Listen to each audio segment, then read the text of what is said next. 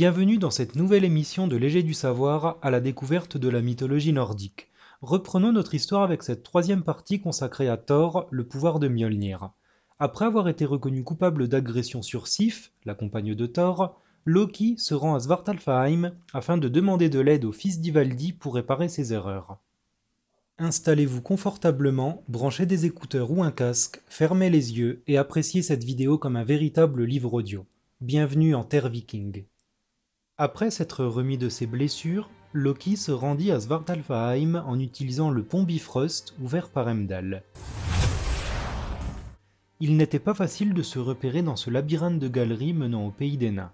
Un chemin mal emprunté pouvait conduire à une mort certaine.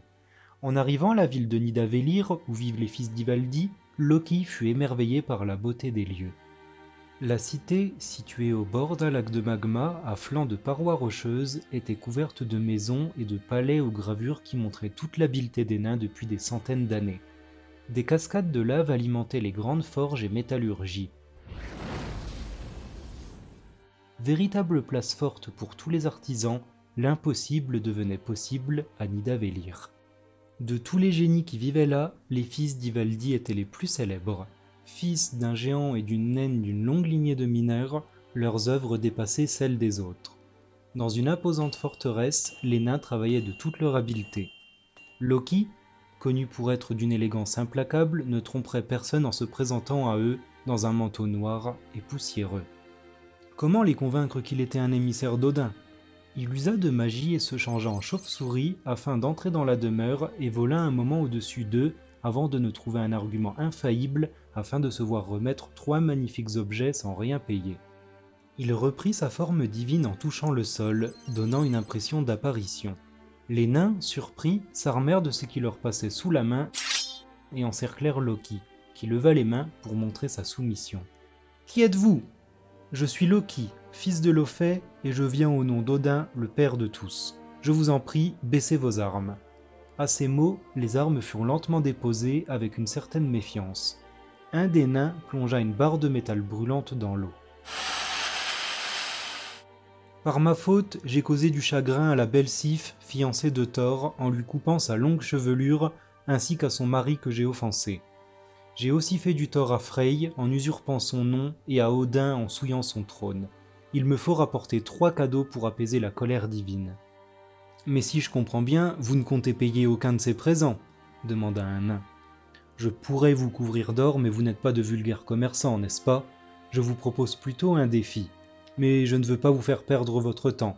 J'ai déjà demandé aux frères Brock et Sindri qui ont accepté d'émerveiller Odin et ses amis. » À ces mots, les nains furent blessés dans leur orgueil et, après concertation, déclarèrent « Attendez, fils de Lofé, nous ferons ces 3 cadeaux. Ils seront d'une qualité parfaite et aucune œuvre existante ne les égalera.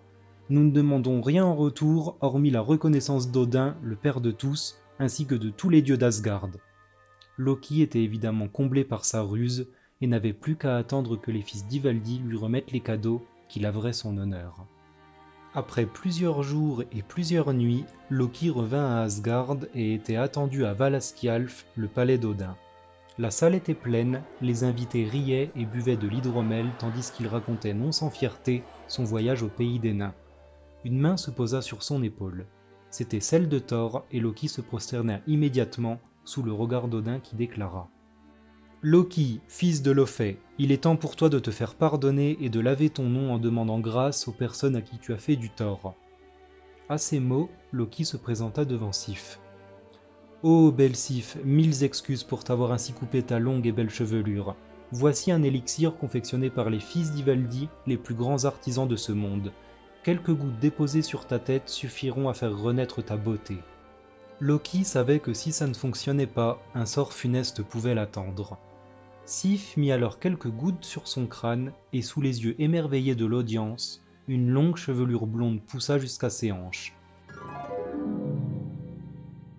Elle était encore plus lumineuse et rayonnante qu'avant.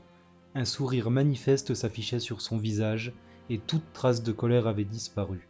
Elle le remercia chaleureusement. Loki alla au-devant de Frey et prononça « Ô puissant Frey, pour avoir organisé une fête en ton nom, je suis sincèrement désolé. Voici pour toi une œuvre tout à fait prodigieuse. » il déposa dans ses mains un petit navire d'un niveau de détail extraordinaire.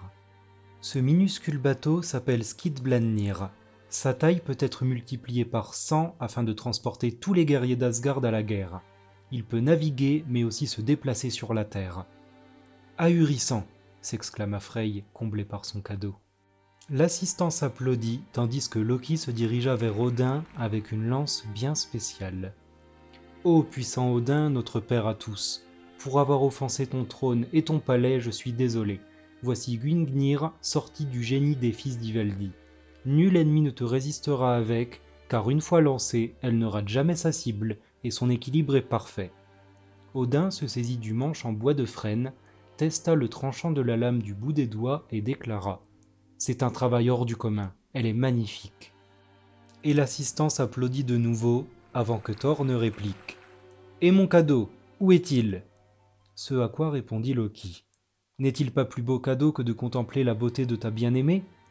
Tu es entré dans ma maison, à profaner ma chambre et causer du tort à ma belle Sif. Je prétends avoir autant souffert dans cette histoire, et je demande réparation. » Odin se leva de son trône et sa voix retentit. « La raison est du côté de mon fils Thor. Aussi majestueux soient ses présents, il en manque un. Dis aux fils d'Ivaldi qu'Odin les remercie, mais de garder leur braise chaude, car dans 9 jours nous nous retrouverons ici pour découvrir ce que tu nous as rapporté. » Odin mit une tape fraternelle dans le dos de Loki qui fut projeté en avant sous les rires de l'audience, tandis que Sif embrassait Thor avec passion. Le fils de Lophel les maudissait, pendant que son esprit se laissait aller à des ruses qu'il aimerait leur infliger. Merci de nous avoir suivis et restez aux aguets pour la 4e partie de notre histoire. Dites-nous si ça vous a plu, abonnez-vous et à très bientôt sur Léger du Savoir.